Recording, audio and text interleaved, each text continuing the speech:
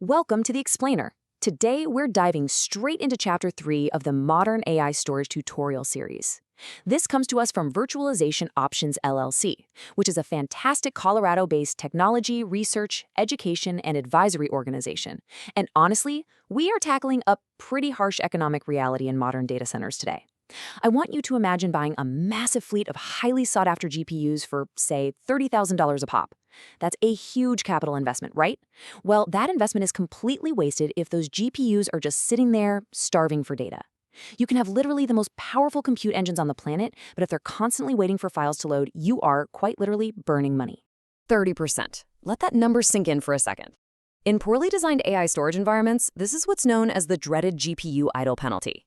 It basically means your incredibly expensive, incredibly powerful GPUs are sitting completely idle for nearly a third of their operational time. Why? Simply because of data starvation. The storage stack just can't feed them training batches fast enough.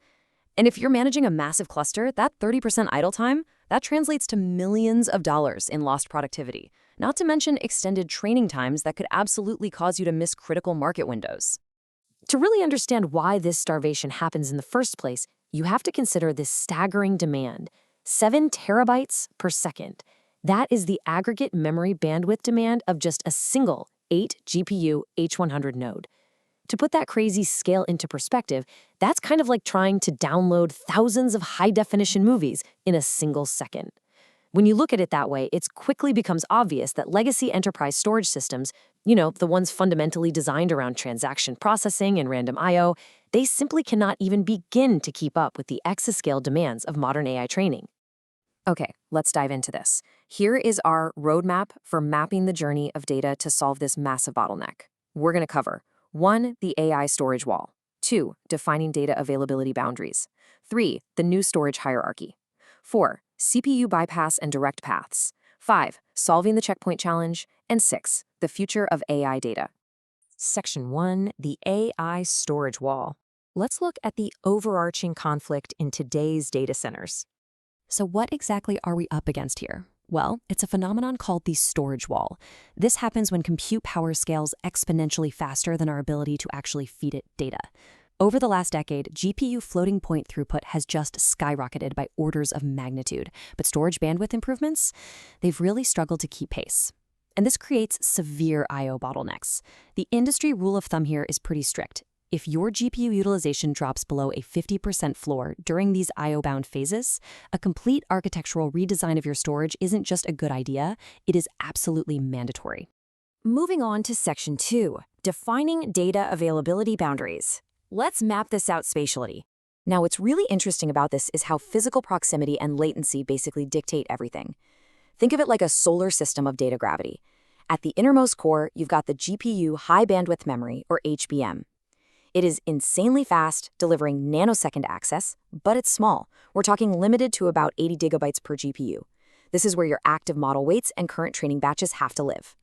Moving outward from there, we hit the 1 to 4 terabytes of host DRAM, which acts like a microsecond prefetch buffer. Farther out, we cross the actual storage network boundary into parallel file systems and NVMe arrays, which are measured in hundreds of terabytes. And finally, way out at the outer edge, there's massive petabyte-scale object and tape storage with latencies measured in full seconds. The whole game of AI storage architecture is pulling data inward across these boundaries fast enough so that the core never, ever runs dry. Section 3. The new storage hierarchy. Why AI requires a total departure from traditional IT. You see, the classic IT stack, moving from DRAM down to SSD and then to spinning hard drives, that was built for traditional enterprise workloads, relying on temporal locality and random access. But the AI stack, it's a completely different beast. It moves from HBM to disaggregated NVMe down to parallel file systems. And the reason for this shift is that AI training is highly sequential and deterministic. During training, massive datasets are read in the exact same order over and over again across multiple epochs. That predictability is huge because it allows us to use aggressive prefetching strategies that would literally never work with standard random access IT workloads. And right at the heart of this new hierarchy is NVMe flash storage. It is, without a doubt, the performance cornerstone for AI right now. Because NVMe was designed from the ground up to exploit the parallelism of NAND flash, it gives us those crucial microsecond latencies and gigabytes per second bandwidth. Local NVMe tiers perfectly fill that critical gap between the superfast host DRAM and the much slower network storage, basically acting as an ultra-fast cache for your hottest training data. So the crucial point is really about managing the tension between bandwidth and capacity, the economics of it all. NVMe Flash delivers unbelievable bandwidth. We're talking up to 14 gigabytes per second per drive. That makes it perfect for the active training hot tier. But at $200 to $400 per terabyte, it's just way too expensive to hold your entire data set. On the flip side, high-capacity object storage is super cheap, sitting around $15 to $30 a terabyte, which is perfect for archiving full data sets. But its bandwidth is painfully slow. The solution? Intelligent tiering. You have to keep the active data on expensive flash for the next few minutes of compute and aggressively push all that cold data down to the highly affordable object storage. Which brings us to Section 4, CPU bypass and direct paths. This is a massive architectural innovation. In a traditional server setup, data goes from storage up to the CPU, into the host DRAM, and then finally over to the GPU. Nobody likes a middleman, right? That path causes a massive choke point. CPU bypass technologies, like NVIDIA's GPUDirect Storage, for example, completely change the game here. They move data directly from persistent storage straight into the GPU's memory. By cutting out the host CPU and those host DRAM bounce buffers, you drastically reduce latency, free up host resources, and guarantee your GPU gets its data exactly when it needs it. Section 5, Solving the Checkpoint Challenge. Let's talk about the danger of hardware failure. Imagine you're 23 hours into a grueling 24-hour training run, and boom, a node fails. If you haven't saved your progress, which is known as taking a checkpoint, you just lost a fortune in compute time. But here's the catch. Snapshots for frontier models can reach hundreds of terabytes, simply because they have to capture all the model weights, optimizer states, and step counters. If you try to dump that much data all at once, you hit what's known as a right cliff. It's like sprinting as fast as you can and suddenly hitting a brick wall.